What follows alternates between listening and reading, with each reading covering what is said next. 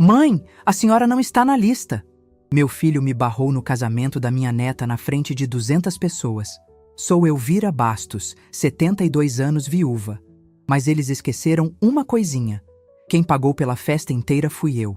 Eu tinha passado a manhã inteira me arrumando. Sabe como é? Casamento de neta, a primeira neta, é um evento que a gente espera a vida toda. Minha Clara. Parecia ontem que eu estava trocando as fraldas daquela menina, ensinando a fazer o arroz doce que meu falecido marido, Armando, tanto gostava. E agora, ela estava se casando. O coração de avó fica que não se aguenta de orgulho. Escolhi meu melhor vestido, um rosa de seda pura, que eu guardava para uma ocasião especial. Coloquei o colar de pérolas que foi da minha mãe e passei aquele perfume francês que só uso em dia santo. Eu estava me sentindo bonita, digna. Eu queria que Clara olhasse para mim e visse uma avó feliz, uma matriarca. Mal sabia eu que o papel que meu filho, Ricardo, tinha reservado para mim era o de estorvo. Nos últimos 6 meses, minha vida girou em torno desse casamento. Ricardo e minha nora, Sônia, vieram aqui em casa, sentaram no meu sofá de veludo, tomaram meu café e, com os olhos mais doces do mundo, me explicaram as dificuldades. Mãe, a senhora sabe, as coisas estão apertadas, Ricardo começou. E a gente queria tanto dar o casamento dos sonhos para a Clara. Eu, boba que sou, abri o coração e a carteira. Quanto é o casamento dos sonhos da minha neta? Perguntei. E eles me apresentaram orçamentos de um sítio que parecia um palácio, um buffet que servia até lagosta e um vestido que custava o preço de um carro popular. E eu paguei. Paguei tudo. Cada centavo. Mais de 100 mil reais. Tudo transferido da minha conta. Da conta que Armando me deixou para que eu tivesse uma velhice tranquila e para que pudesse ajudar a família. Eu assinei os contratos. Eu negociei com os fornecedores. Meu nome estava em cada pedaço daquela festa. Peguei o táxi e fui cantarolando baixinho. O motorista, um rapaz simpático, até me elogiou. A dona está chique, vai para uma festa boa, hein? Eu sorri e disse, vou para o dia mais feliz da vida da minha neta.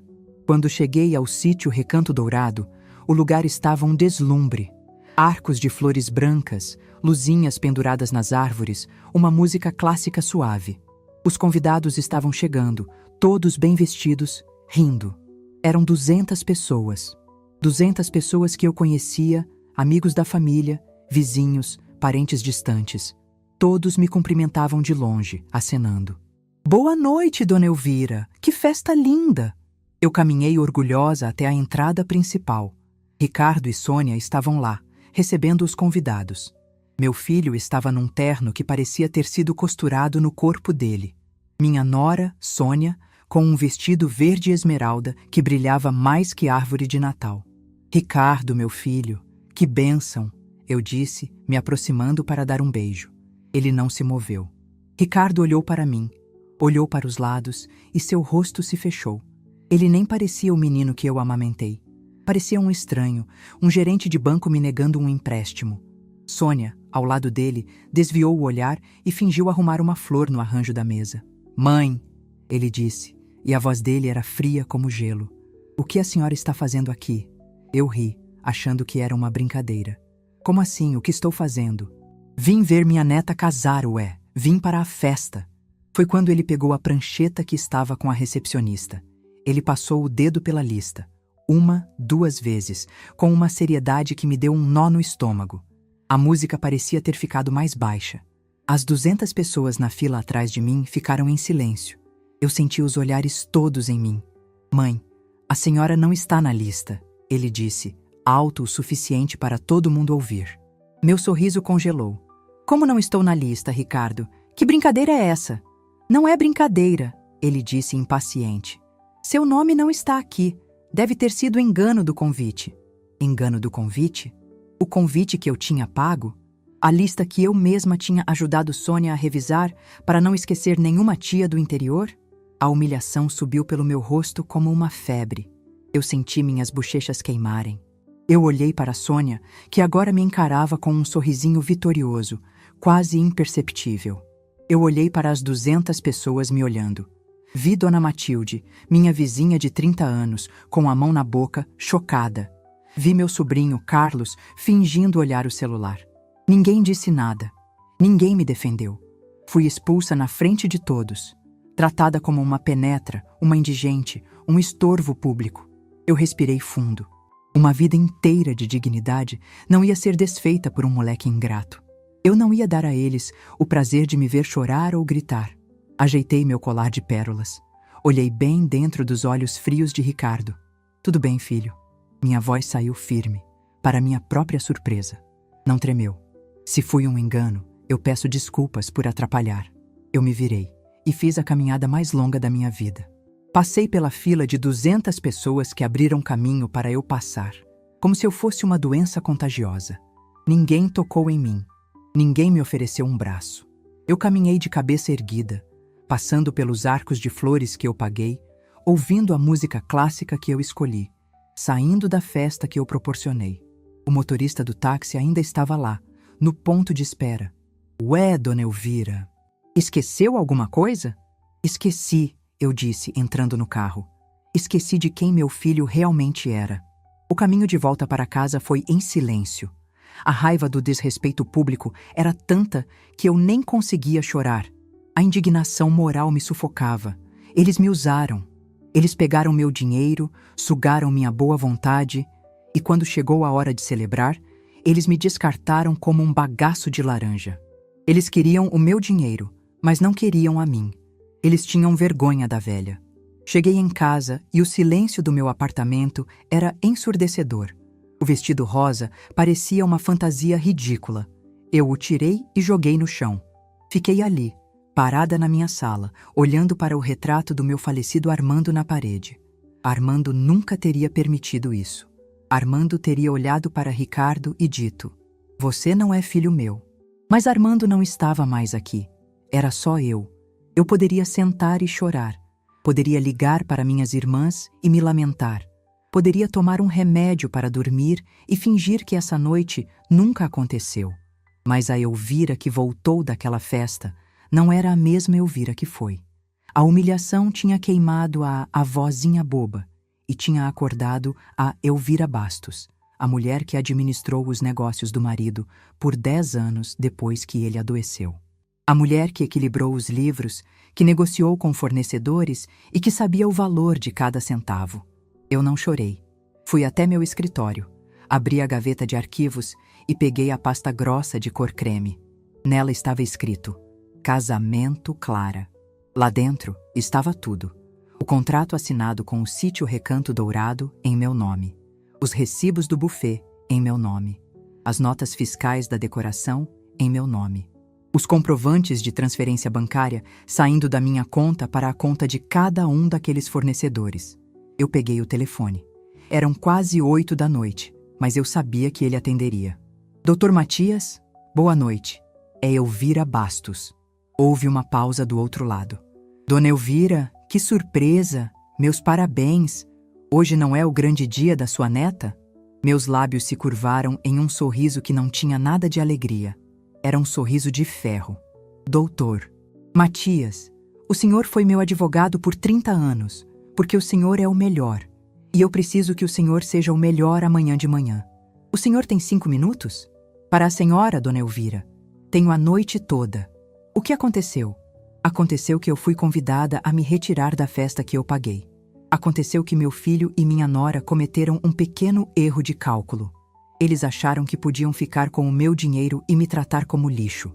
E eu preciso que o senhor me ajude a corrigir esse erro. Eu me sentei na minha cadeira de couro, a pasta de documentos aberta na minha frente. A dor no peito ainda estava lá, a vergonha alheia ainda queimava. Mas agora havia outra coisa. Havia um plano. Ricardo achou que tinha me barrado na porta da festa. Mal sabia ele que eu tinha acabado de fechar a porta da vida boa para ele. No dia seguinte, ele não ia receber uma carta de desculpas. Ele ia receber uma notificação. Eu não dormi naquela noite. Como é que se dorme depois de ser enxotada da festa da própria neta como um cachorro sarnento? Fiquei sentada na poltrona da sala, o vestido rosa ainda jogado no chão, um monumento à minha humilhação. A cada hora cheia, o relógio cucu que Armando me deu de presente parecia gritar na minha cara: engano, engano. O sol nasceu, mas a casa continuou escura para mim. Eu não preparei café. O cheiro do pó coado, que sempre foi meu consolo, hoje parecia azedo. A dor no peito não era mais aquela facada aguda da noite anterior. Era uma dor surda, pesada, a dor do luto. Eu estava de luto pelo filho que eu achava que tinha. Às 9 da manhã em ponto, a campainha tocou. Dr. Matias, ele não é só meu advogado há 30 anos. Ele foi padrinho de batismo de Ricardo. Ele viu meu filho crescer. Elvira, ele disse assim que eu abri a porta. Não disse bom dia. Ele olhou para o meu rosto, para os meus olhos fundos, e a expressão dele, que era de preocupação, se transformou em raiva justa. Minha Nossa Senhora, senta, Elvira, senta! Ele me guiou até o sofá, como se eu fosse de vidro. Eu não sento, Matias. Eu estou bem. A pasta está na mesa. Ele tirou o paletó. Um homem de 75 anos, mas ainda com as costas retas de quem passou a vida brigando nos tribunais. Ele sentou à mesa da sala de jantar, abriu a pasta de cor creme e começou a ler. Eu fiquei em pé, olhando pela janela. O dia estava bonito. As crianças da vizinha estavam brincando no pátio. Um domingo normal. Um domingo em que eu deveria estar tomando café da manhã num hotel de luxo, rindo com minha neta sobre a festa, talvez reclamando da dor nos pés de tanto dançar. Elvira. Dr. Matias chamou e a voz dele me tirou do transe. Eu estou vendo os contratos do buffet, os recibos da decoração, o aluguel do sítio, está tudo no seu nome. Eu paguei por tudo, Matias. Até pelas lembrancinhas de bem casado, eu disse, sem me virar. E os pagamentos, todos saíram da sua conta de pessoa física. Transferências diretas. Ele batia com o dedo nos extratos que eu tinha grampeado. Eles não têm como argumentar que foi um presente no sentido legal. Você foi a contratante de todos os serviços. Tecnicamente, a festa era sua. Você era a anfitriã. Eu ri. Um som seco que arranhou minha garganta. Anfitriã. E fui barrada na porta. Que ironia. Isso é mais que ironia, Elvira. Isso é de uma baixeza. Ele parou de falar. Ele conhecia Ricardo. Eu sabia o que ele estava pensando. Ele estava pensando no menino que ele viu fazer primeira comunhão. O que você quer fazer? Podemos processar por danos morais. A humilhação pública, com 200 testemunhas. Eu me virei e olhei para ele. Matias, o senhor acha que eu quero o quê? Um pedido de desculpas? Um cheque de indenização que eles vão me pagar usando meu próprio dinheiro? Foi nesse momento que a ficha caiu. Não a ficha da humilhação, mas a ficha do poder. Eles não me viam como mãe ou avó. Eles me viam como uma fonte, um poço de dinheiro que nunca secava. E sabe o que a gente faz com um poço quando não precisa mais dele? A gente tapa. Ou, no caso deles, a gente impede de entrar na festa para não estragar a foto. Eu me lembrei de anos de subestimação. Anos sendo tratada como a velhinha. Ah, mãe, a senhora não entende de investimento imobiliário, Ricardo me disse quando sugeri que ele não comprasse aquele carro de luxo e investisse em um apartamento para alugar. Dona Elvira, esse celular é muito complicado para a senhora, Sônia me disse, com aquela vozinha de pena, quando eu perguntei sobre o aplicativo do banco. Mal sabiam eles que, depois que Armando se foi, eu administrei a empresa de logística dele por 10 anos. Eu negociei contratos com caminhoneiros, eu lidei com o sindicato, eu fiz planilha de fluxo de caixa que faria Sônia chorar. Eu vendi a empresa há 5 anos por uma fortuna. Uma fortuna que Ricardo e Sônia achavam que era só uma boa aposentadoria. Eles não tinham ideia do tamanho. Eles achavam que meus 100 mil para a festa eram um sacrifício enorme. Para mim, foi um troco. Um troco que eu dei com amor e que eles cuspiram de volta na minha cara. Eu me vi de fora. A viúva boazinha, Dona Elvira, a que faz bolo de fubá, a que fica com os netos para o casal se curtir, a que assina o cheque para a neta estudar no exterior, a que paga a fatura do cartão de crédito da nora só dessa vez. Eu não era uma pessoa para eles. Eu era uma função. Matias, eu disse. E minha voz estava diferente. Aquele tremor de choro tinha sumido. Era a voz da Elvira Bastos, diretora da logística Bastos e Filhos, que Armando batizou assim, mesmo Ricardo sendo uma criança na época. Guarda essa pasta do casamento. Ela é a prova da má-fé, mas não é a arma. Matias me olhou confuso. Elvira? Não estou entendendo. Onde Ricardo e Sônia estão agora? Perguntei. Bom, hoje é domingo. A festa foi ontem. Devem estar indo para a lua de mel. Paris, eu acho que ouvi Clara comentar, disse ele. Ótimo. Vão ter 15 dias de felicidade. Vão precisar guardar a lembrança. Eu fui até meu escritório. Não o escritório social, onde eu guardava as contas da casa. Fui até o escritório de Armando, que eu mantinha trancado. Abri o cofre. Tirei de lá uma outra pasta. Uma pasta azul. Voltei para a sala. Coloquei a pasta azul na frente de Matias. O que é isso? Ele perguntou. Isso, eu disse. É o poder redescoberto. Ele abriu. Eram 2 escrituras. O apartamento onde Ricardo e Sônia moram, na Vila Mariana. 3 quartos, suíte, varanda gourmet. Matias arregalou os olhos. Está no seu nome, Elvira. Claro que está. Eu comprei como investimento. Ricardo veio com aquela conversa de que o aluguel estava caro, que Sônia queria um lugar melhor para criar os filhos.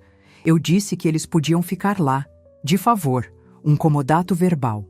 Não tem um papel assinado. Não tem um contrato de aluguel. Eles moram lá há 8 anos, de graça. Nunca pagaram 1 centavo de condomínio. Eu pago.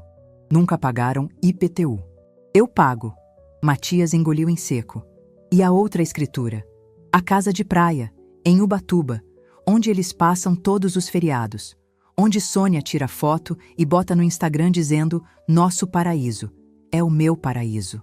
Eu continuei. Matias, vá até minha garagem. Tem um carro importado, cinza chumbo. É o carro que Ricardo usa. O carro da firma, ele diz para os amigos. A firma era minha.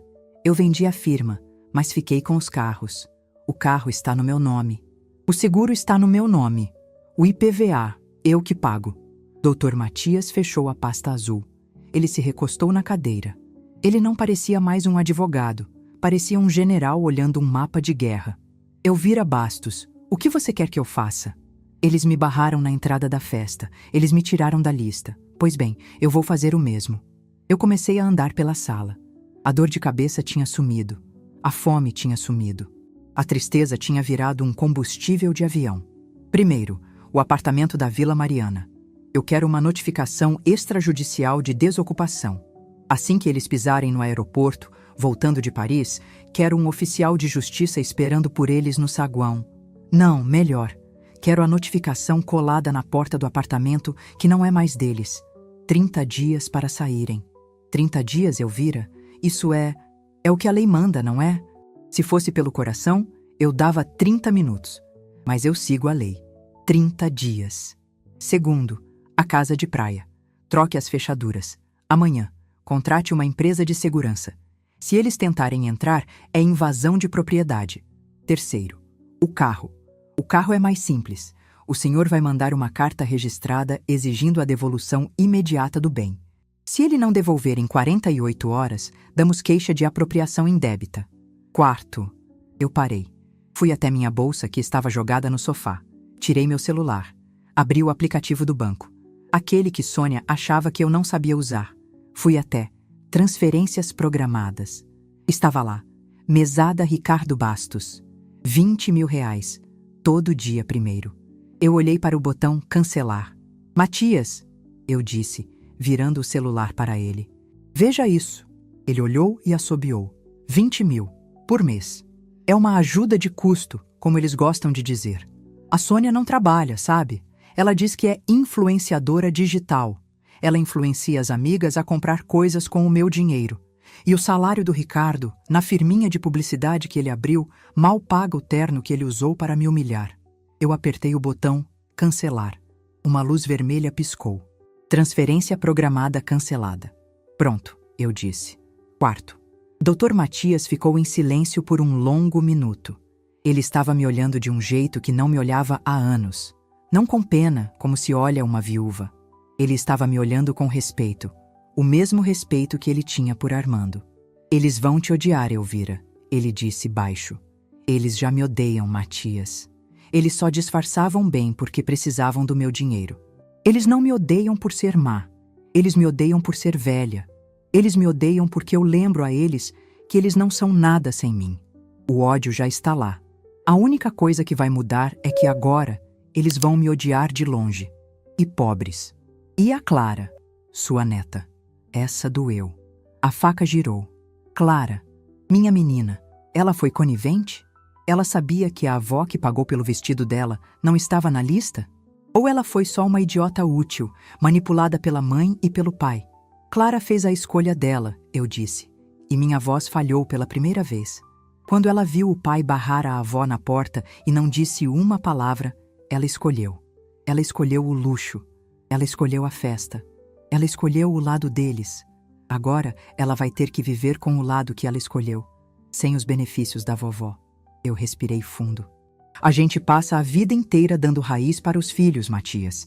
A gente se enterra na terra para que eles cresçam fortes. Mas quando a árvore cresce e só dá fruta podre, a gente tem que parar de regar. E às vezes, Matias, às vezes a gente tem que cortar a árvore inteira. Dr. Matias se levantou. Ele guardou a pasta azul na maleta dele. Ele pegou o paletó. Vou preparar as notificações hoje mesmo, Elvira. O oficial de justiça estará no apartamento quando eles voltarem. O chaveiro estará em Ubatuba amanhã. Ele parou na porta. A senhora vai ficar bem? Eu olhei para o retrato de Armando na parede. Ele estava sorrindo como sempre. Eu já estou bem, Matias. Eu me senti um engano ontem à noite. Hoje, eu me sinto um recomeço. Ele acenou com a cabeça e saiu. Eu fechei a porta. A casa estava silenciosa. Mas não era mais o silêncio da derrota. Era o silêncio de antes da batalha. O silêncio da estratégia. Meu filho e minha nora estavam sobrevoando o Atlântico, tomando champanhe, rindo da velha caduca que eles tinham enganado. Eles estavam indo para a Cidade Luz. Mal sabiam eles que quando voltassem, todas as luzes da vida fácil que eles conheciam estariam apagadas. Os 15 dias que se seguiram foram os mais estranhos da minha vida. Ricardo e Sônia estavam em Paris, tomando champanhe e comendo queijo caro. E eu estava em São Paulo, desmontando a vida que eu tinha construído para eles. A execução foi silenciosa, exatamente como eu planejei. A velhinha boba foi substituída pela Elvira Bastos, estrategista. Eu parecia uma general de guerra, movendo meus peões num tabuleiro que só eu enxergava. No primeiro dia, segunda-feira, Dr. Matias me ligou. Elvira, o chaveiro está em Ubatuba. As fechaduras da casa de praia serão trocadas até o meio-dia. Ótimo, eu respondi. Mande o recibo e as chaves novas para mim, por favor. Use um motoboy de confiança. Enquanto ele cuidava da praia, eu cuidei da minha casa. Eu finalmente peguei aquele vestido rosa que ainda estava no chão do meu quarto e não o lavei. Eu o rasguei. Rasguei com as minhas próprias mãos, com uma raiva fria que eu não sabia que tinha. Cortei em pedaços e joguei no saco de lixo. Depois fiz uma limpeza. Fui no quarto de hóspedes, que eles chamavam de nosso quarto quando dormiam aqui. Tirei os lençóis caros que Sônia exigiu que eu comprasse, as toalhas bordadas. Tirei tudo. Coloquei em sacos de lixo também. O quarto de hóspedes agora era só um quarto de hóspedes. Passei pela sala e parei em frente ao porta-retrato principal. Era uma foto do último Natal. Eu, Ricardo, Sônia e Clara, todos sorrindo. O sorriso de Sônia era o mesmo que ela me deu antes de Ricardo me barrar na festa. Peguei o porta-retrato, tirei a foto e a guardei numa gaveta escura. No lugar, coloquei uma foto minha e de Armando no dia em que abrimos a transportadora. Nós dois jovens, sujos de graxa, mas com um sorriso de quem tinha conquistado o mundo. Pronto, Armando. Eu sussurrei. Agora a casa está em ordem. Uma semana passou, o dia 1º do mês chegou. Esse era o dia que eu mais esperava. O dia da mesada de R$20.000. Eu acordei cedo. Fiz meu café, sentei na minha poltrona e fiquei olhando para o relógio. Eu sabia que em Paris, por causa do fuso horário, já era o meio da tarde. Fechei os olhos e imaginei a cena. Sônia, com suas sacolas da Champs-Élysées, entrando em mais uma loja de bolsa de nome complicado. Ela entrega o cartão de débito. O vendedor, com aquele nariz empinado, passa o cartão. 1, 2 vezes. Desculpe, senhora. Recusado. Eu imaginei Sônia ficando vermelha. Como assim, recusado? Tenta de novo. Meu marido é rico. Eu imaginei Ricardo no café da esquina, tentando pagar os croissants e o cartão dele também sendo recusado. Eu imaginei o pânico silencioso, a primeira rachadura na vida perfeita deles. Eles não me ligaram. Mas no fim do dia, uma mensagem de texto chegou no meu celular antigo, o que eu mantive ligado justamente para isso. Mãe, a senhora tá bem? O dinheiro não caiu. Aconteceu alguma coisa com a senhora? Era do Ricardo. Note a preocupação. Não era, mãe, como a senhora está se sentindo depois da festa? Era, o dinheiro não caiu. Eu olhei para a mensagem. Meus dedos coçaram para responder, para escrever tudo o que estava entalado na minha garganta. Mas a Elvira estrategista sabia que o silêncio, nesse momento, era mais poderoso que qualquer palavra. O silêncio era a minha arma. Eles estavam em Paris, sem o dinheiro extra, olhando o extrato bancário zerado e sem entender nada. A confusão era o primeiro estágio do meu plano. Eu não respondi. Apenas deletei a mensagem. Nos dias seguintes, o Dr. Matias continuou trabalhando. Elvira, a notificação de desocupação do apartamento está registrada em cartório. O oficial de justiça foi agendado para o dia da chegada deles. Tudo como a senhora pediu. Elvira, a carta registrada exigindo a devolução do veículo foi enviada ao endereço da Vila Mariana. Quando eles chegarem, o porteiro vai entregar. Eu me sentia leve. Eu tinha redescoberto um propósito. Eu passei anos sendo a avó, e não há nada de errado em ser avó, mas eu tinha esquecido de ser a Elvira. Eu comecei a sair de casa. Fui ao salão de beleza, cortei o cabelo curto, num estilo moderno que Sônia sempre disse que era coisa de jovem. Pintei de um castanho iluminado, tirando o grisalho que me envelhecia. Fui ao shopping, mas não fui para comprar presente para a neta ou roupa de ficar em casa. Eu comprei um computador novo, o mais moderno. Contratei um rapaz para vir aqui em casa me dar aulas particulares. Quero aprender a mexer em tudo, eu disse a ele.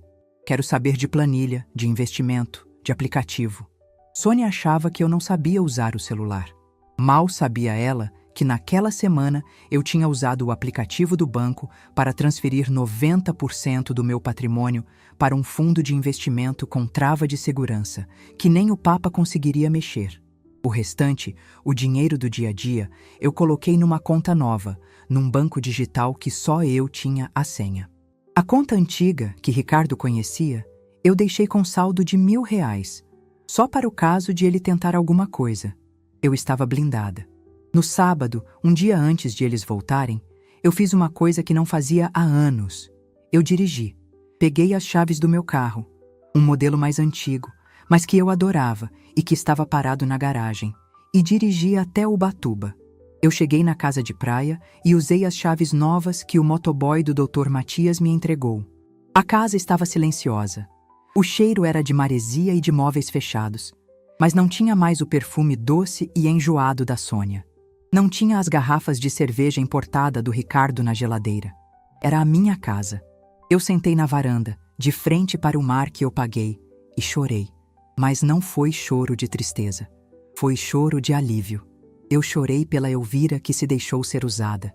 Chorei pelo Armando, por eu ter deixado o filho dele virar aquele monstro de ingratidão. Mas acabou, meu velho, eu disse, olhando para o mar. Acabou a palhaçada. A partir de agora, quem manda na minha vida e no meu dinheiro sou eu. Eu dormi na casa de praia e voltei no domingo, dia da chegada deles. Eu sabia que o voo de Paris pousava em Guarulhos às 5 da tarde. Calculei o tempo. Imigração, pegar malas, o trânsito de São Paulo. Eles chegariam na Vila Mariana por volta das 8 da noite. Eu me preparei. Tomei um banho de sais. Coloquei um pijama de seda. Fiz um chá de camomila. Sentei na minha poltrona preferida, aquela que dá de frente para o telefone. Eu não estava nervosa. Eu estava em paz. Às 8h15 da noite, o telefone tocou. O número de Ricardo. Eu esperei tocar 3 vezes. Respirei fundo e atendi. Alô, eu disse com a voz mais calma do mundo. O que veio do outro lado não foi uma voz. Foi um grito, um rugido de animal ferido. Mãe, o que significa isso? A senhora ficou maluca? Tá expulsando a gente? Eu afastei o telefone do ouvido. Podia ouvir Sônia gritando ao fundo. Ela enlouqueceu! Ela quer matar a gente de desgosto. Chama a polícia, Ricardo. Eu esperei a gritaria diminuir. Ricardo, por favor, fale baixo. Não estou surda. Do que você está falando? Eu perguntei, com a maior inocência que eu consegui fingir. Do que eu estou falando, ele berrou. Tem um papel na porta do meu apartamento, um oficial de justiça, ordem de desocupação, 30 dias. Que brincadeira é essa, mãe? Ah, isso, eu disse, como quem se lembra de um detalhe sem importância. Não é brincadeira, meu filho. É uma notificação extrajudicial. É bem sério. Sério? A senhora está me jogando na rua. O seu filho, o seu único filho. Eu não estou te jogando na rua, Ricardo. Estou pedindo o meu apartamento de volta. Onde eu vou morar, ou o que eu vou fazer com ele, é problema meu. Onde você vai morar, agora é problema seu. Houve um silêncio do outro lado. Um silêncio chocado. Ele não esperava essa firmeza. Ele esperava que eu chorasse, pedisse desculpas, dissesse que foi um engano do advogado. É por causa do casamento, não é? A voz dele mudou. Perdeu a raiva e ganhou um tom de negociação. O tom que ele usava para me pedir dinheiro. Mãe, pelo amor de Deus, a Sônia ficou nervosa. Ela não sabe organizar lista. Foi um engano. Um engano horrível. A gente queria ter ligado de Paris para pedir desculpas, mas... Engano? Eu o cortei. Engano, Ricardo. Foi o convite que eu recebi. Ou melhor, foi o convite que eu paguei e que vocês usaram para me humilhar na frente de 200 pessoas. Mas, mãe, foi um mal-entendido. A senhora não está na lista. Era a lista dos padrinhos. A recepcionista se confundiu. Não, eu disse, e minha voz era gelo puro. Você olhou nos meus olhos e disse: Mãe, a senhora não está na lista. Foi engano do convite. Você me barrou, Ricardo. Você e sua esposa. Vocês me trataram como um estorvo. E eu finalmente entendi. Entendeu o quê, mãe? Que a senhora vai destruir a sua família? Não, Ricardo. Eu entendi que eu não tenho mais família. O que eu tenho é um filho e uma nora que são parasitas. Que sugam meu dinheiro, moram no meu apartamento, usam meu carro de praia e ainda têm a coragem de me barrar na porta da festa que eu pague. Isso não é verdade. A gente ama a senhora, Sônia gritou pegando o telefone. Ama o meu dinheiro, Sônia. Mas o dinheiro acabou, eu disse. Como assim acabou? Ricardo pegou o telefone de volta, agora em pânico total. O dinheiro, a mesada do dia 1º. O que aconteceu? Aconteceu que eu estou velha, Ricardo. E velha gasta muito com remédio, sabe? O dinheiro acabou. A fonte secou. Aqueles 20 mil reais por mês? Acabaram. O carro importado que o porteiro te entregou a carta de devolução? Eu preciso dele de volta. Vou vender. Preciso de dinheiro para viver. Vender? Mas é o meu carro? Eu uso para trabalhar? É o meu carro, Ricardo. E você vai ter que trabalhar muito agora, porque além de tudo isso, vocês têm 30 dias para sair do meu apartamento. A senhora não pode fazer isso. Eu sou seu filho. Eu vou te processar. Eu vou dizer que a senhora está senil. Eu vou internar a senhora. Vou pegar a curatela. Eu ri. Uma risada curta e amarga. Tenta, Ricardo. Tenta me processar. Mas você vai precisar de um bom advogado. E advogados custam caro. E o seu dinheiro, como eu disse, acabou. O Dr. Matias, ele está bem ocupado. Ele agora trabalha em tempo integral para a velha senil aqui. Eu esperei ele respirar. Ricardo, eu disse encerrando a conversa. Vocês me barraram por engano. Eu estou barrando vocês, mas é por decisão. Vocês têm 30 dias. O relógio começou a contar no momento em que vocês leram a notificação. Boa noite, meu filho, e bem-vindo de volta da lua de mel. Eu desliguei o telefone. O silêncio na minha sala era o mais bonito do mundo. Eu desliguei o telefone e, pela primeira vez em muitos anos, a minha casa, que antes parecia grande e vazia, pareceu do tamanho certo. Era o tamanho da minha paz. O silêncio que se seguiu não era de solidão, era de controle. Claro que o telefone não demorou nem 10 segundos para tocar de novo. E de novo. E de novo. Ricardo e Sônia deviam estar se revezando, apertando o botão de rediscar como se a vida deles dependesse disso. E, na verdade, dependia. Eu não atendi. Fui até o aparelho, aquele telefone fixo que Sônia sempre dizia que era coisa de museu, e tirei o fio da tomada. Sentei-me no sofá e, pela primeira vez desde a noite da festa, eu respirei fundo e o ar não parecia pesar 1 tonelada. A vergonha alheia, a humilhação, tudo isso tinha saído de mim e ido para o lugar certo, para quem merecia. Eu dormi. Dormi 8 horas seguidas, um sono de pedra, sem pesadelos. No dia seguinte, eu acordei com o sol na cara. A primeira coisa que fiz foi ir até a cozinha e preparar meu café. Aquele café coado na hora, forte, que o Armando costumava dizer que acordava até defunto. Enquanto a água passava pelo pó, eu peguei meu celular novo, o que Ricardo nem sabia que existia. Abri o aplicativo de mensagens. 37 mensagens perdidas. Todas do Ricardo e da Sônia, enviadas durante a madrugada. Eu li a primeira. Mãe, pelo amor de Deus, atende. Foi um erro. Vamos conversar. Eu li a segunda. Sua monstra. Destruindo a vida do seu filho. A Sônia passou mal. Se acontecer alguma coisa com ela, a culpa é sua. Eu li a terceira. Elvira, aqui é o Ricardo. Pensei melhor. Vamos fazer um acordo. Quanto a senhora quer para parar com essa loucura? Metade do apartamento é meu por direito, é herança. Eu ri alto. Herança? Eu estava bem viva. Eu apaguei todas as mensagens sem ler o resto. Fui para a minha aula de informática. Enquanto eu estava aprendendo a fazer tabela dinâmica no Excel e descobrindo que era muito boa nisso, o primeiro ato do desespero deles estava acontecendo na Vila Mariana. Ricardo, depois de uma noite em claro, decidiu que ia mostrar quem mandava. Ele acordou, vestiu o terno caro, pago com meu dinheiro, e foi para a garagem pegar o carro importado, o meu carro, para ir ao escritório, a firminha dele que mal pagava as contas. Ele não contava com o seu Jorge, o porteiro. Bom dia, doutor Ricardo. Bom dia, dona Sônia. Que bom que voltaram de viagem. Seu Jorge disse, polido como sempre, mas sem tirar a mão do portão eletrônico. Bom dia, Jorge. Abre aí que estou atrasado. Ricardo disse, apertando o botão da chave. O carro apitou, mas o portão não abriu. Seu Jorge, eu mandei abrir. Estou com pressa. Seu Jorge saiu da guarita. Ele parecia sem graça. Desculpe, doutor. Ricardo.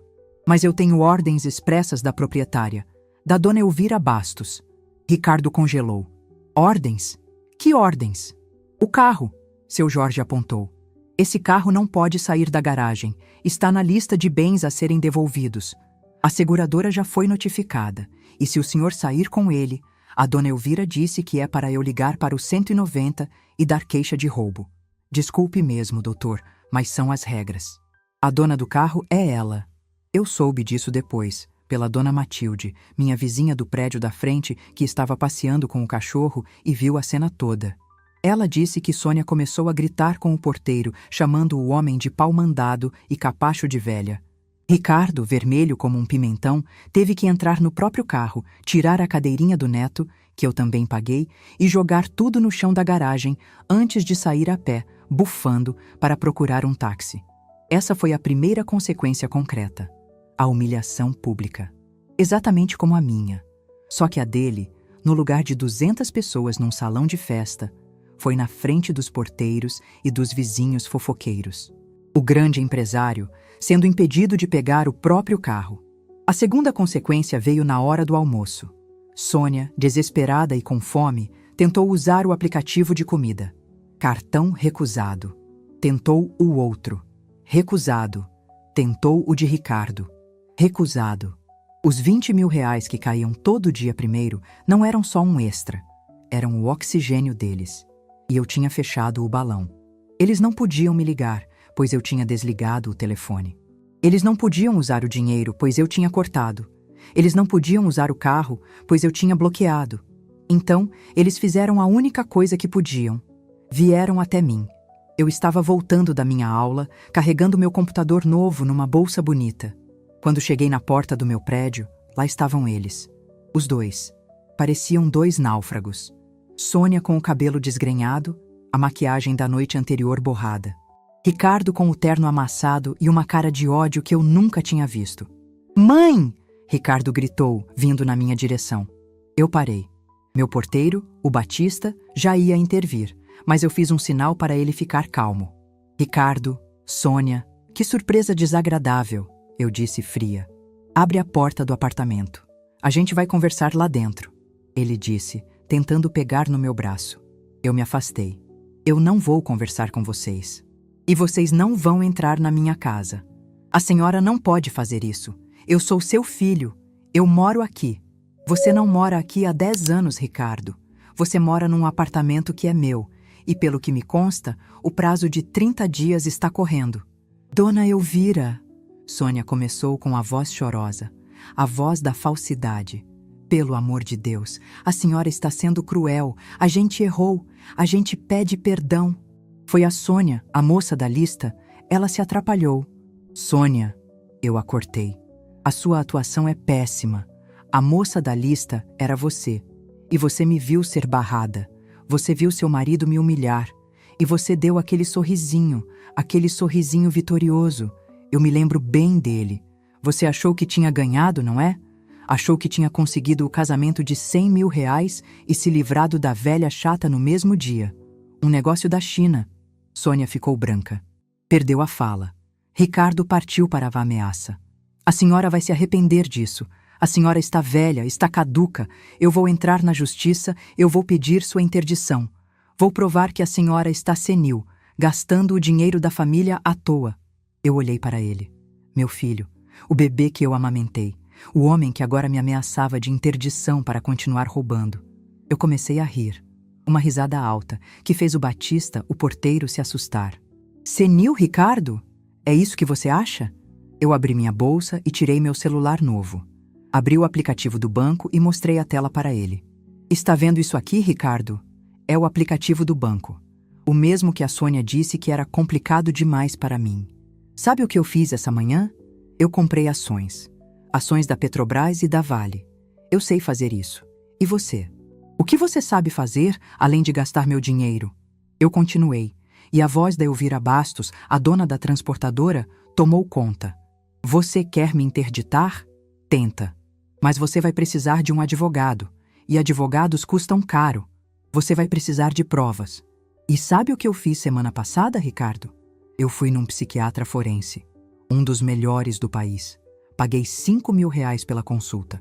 E eu tenho um laudo, de 8 páginas, que atesta que eu estou perfeitamente lúcida. Mais lúcida do que nunca. O Dr. Matias está com uma cópia. Qualquer juiz que olhar para o seu pedido de interdição vai rir da sua cara. E vai ver que é só um filho ingrato tentando roubar a mãe. O rosto de Ricardo mudou do vermelho da raiva para o verde do enjoo. Ele não tinha pensado nisso. Vocês acharam que eu era o quê? Uma torneira? Que vocês abriam, pegavam a água e depois fechavam? Vocês esqueceram quem construiu a caixa d'água. Foi nesse ponto que a revelação completa do meu poder, do poder que eles nunca souberam que eu tinha, precisava ser dita. Vocês estão desesperados pelo apartamento de 3 quartos na Vila Mariana. Vocês estão chorando pelo carro importado. Vocês estão de luto pelos 20 mil reais por mês. Vocês acham que isso é o meu dinheiro? Eu ri de novo. Isso, meus queridos, é o meu troco do pão. Eles me olharam sem entender. Ricardo, você acha que eu vendi a Logística Bastos e Filhos e me aposentei? Você acha que eu sou a velhinha que vive de renda? Eu me aproximei dele e falei baixo, mas com tanta firmeza que ele deu um passo para trás. Eu vendi a operação da transportadora. Eu vendi os caminhões e os contratos. Eu nunca vendi os imóveis. Você se lembra dos galpões onde seu pai trabalhava? Aqueles galpões gigantes na Zona Leste? Onde você ia brincar de empilhadeira quando era criança? Ricardo piscou, atordoado. Sim, pois é. São 6 galpões. 6. E eles estão alugados. Um para a Amazon, outro para o Mercado Livre, outro para uma multinacional de remédios. Sabe quanto eu recebo de aluguel por mês, Ricardo? Não, você não sabe. Porque se você soubesse, você teria me tratado como uma rainha, nem que fosse por interesse. Eu fiz uma pausa para eles absorverem. Aqueles 100 mil reais que eu dei para a festa da Clara, que vocês usaram para me humilhar. Sabe o que aquilo representa do meu faturamento mensal? Representa, deixa eu ver, mais ou menos o que eu pago de IPTU. Foi um troco, Ricardo. Um troco que eu dei com amor. E que vocês cuspiram em cima. O queixo de Sônia caiu. Literalmente. Ela ficou de boca aberta, olhando para mim como se eu fosse um fantasma. Ricardo estava pálido. Ele parecia ter envelhecido 10 anos ali, na calçada. Vocês acharam que eu era a vovozinha, a mãezinha. Mas vocês esqueceram que eu sou a Elvira Bastos, a viúva do Armando, A mulher que tocou uma transportadora sozinha por 10 anos e fez ela valer o triplo. Vocês me subestimaram. Esse foi o erro de vocês. Não foi o engano do convite. Eu me virei para o Batista. Batista, por favor, chame a segurança. Essas duas pessoas estão me importunando. Não, mãe! Espera! Ricardo gritou, desesperado. O jogo tinha virado de uma forma que ele não podia nem acompanhar. Não me chame de mãe. O seu direito de me chamar de mãe acabou na porta daquela festa. Agora, se me dão licença, eu tenho aula de italiano daqui a pouco. Arrivederci. Eu entrei no prédio. Batista fechou a porta de vidro na cara deles. Eu não olhei para trás. Eu estava subindo no elevador quando meu celular tocou. O celular novo. Era um número que eu não conhecia, mas eu atendi. Alô? Vó? Vó, é a Clara. A voz dela estava embargada, chorosa. Meu coração, aquele coração de avó que eu achei que tinha endurecido, deu uma pequena vacilada. Clara, minha neta, que surpresa! Como foi a lua de mel em Paris? A festa que a vovó pagou foi boa? Vó, para...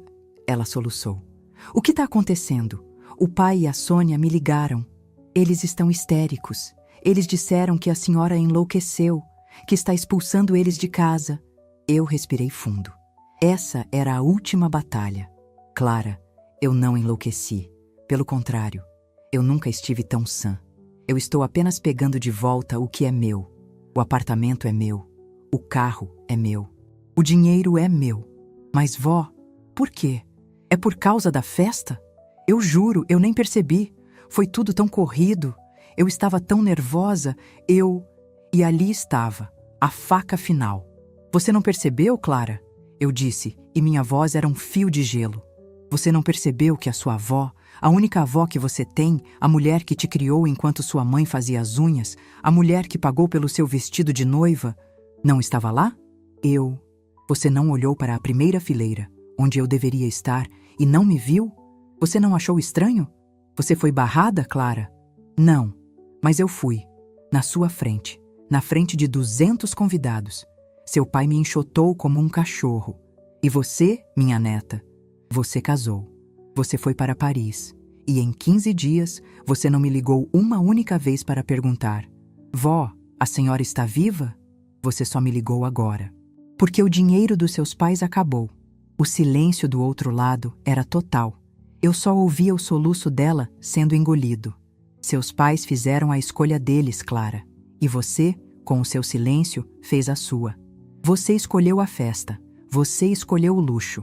Agora, viva com suas escolhas. Eu amo você, minha neta. Mas a vovozinha boba, que pagava por tudo e aceitava tudo, ela morreu. Ela morreu na porta da sua festa. Eu desliguei o telefone. As portas do elevador se abriram no meu andar. Eu entrei no meu apartamento. A nova dinâmica de poder não estava só estabelecida. Estava cimentada. A minha nova realidade começou com o silêncio. Mas não era o silêncio de uma casa vazia. Era o silêncio de uma casa em paz. Nos dias que se seguiram, eu me senti como alguém que acorda de uma febre longa. O mundo parecia mais claro, as cores mais vivas. E eu estava no controle. Os 30 dias que eu dei para Ricardo e Sônia saírem do apartamento passaram voando para mim e devem ter se arrastado como uma eternidade para eles. Eles não tentaram mais me ligar. Aparentemente, eles contrataram um advogado. Dr. Matias me ligou, rindo. Elvira, recebi uma ligação de um colega, um tal de Dr. Murilo. Parece que Ricardo e Sônia o contrataram para negociar a saída amigável do apartamento. Matias me contou. E o que o doutor disse? Perguntei, enquanto regava minhas samambaias. Eu disse que a dona Elvira Bastos não negocia com quem a trata como lixo e que a única negociação era a entrega das chaves no 30º dia, ou a polícia seria chamada para uma ordem de despejo. O rapaz ficou sem palavras. Acho que eles não contaram a ele a história completa. Eles nunca contam, eu respondi. E o carro, Matias? O carro foi devolvido. Ricardo teve que pagar um guincho para levá-lo até a garagem do meu escritório. Parece que ele não quis ter o desprazer de trazê-lo até sua porta. Bom para ele. Pelo menos uma decisão inteligente. No 30º dia, pontualmente às 5 da tarde, um motoboy entregou um envelope pardo na minha portaria. Dentro, as chaves do apartamento da Vila Mariana e as chaves da casa de praia. Sem bilhete, sem pedido de desculpas, apenas a rendição. Eu peguei aquelas chaves, elas pareciam pesadas, não com o peso do metal, mas com o peso da lição que custaram. Eu descobri, pela dona Matilde, que, Deus a abençoe, é mais eficiente que a agência de notícias. Que Ricardo e Sônia não foram para um hotel de luxo. Eles não podiam mais pagar. Eles tiveram que alugar um apartamento minúsculo, de um quarto e sala, lá para os lados da freguesia do Ó, com o pouco que Ricardo conseguiu de empréstimo. Sônia, a influenciadora digital, teve que vender as bolsas de marca que eu paguei para conseguir o dinheiro do depósito calção. A lição que eles aprenderam não foi a do amor ou do arrependimento. Eles são o tipo de gente que não aprende essa lição. A lição que eles aprenderam foi a do poder. Eles aprenderam, da forma mais dura, que o dinheiro que eles tanto amavam não vinha deles, vinha de mim. E que a pessoa que controla o dinheiro, controla o jogo. A humilhação que eles me fizeram passar foi pública.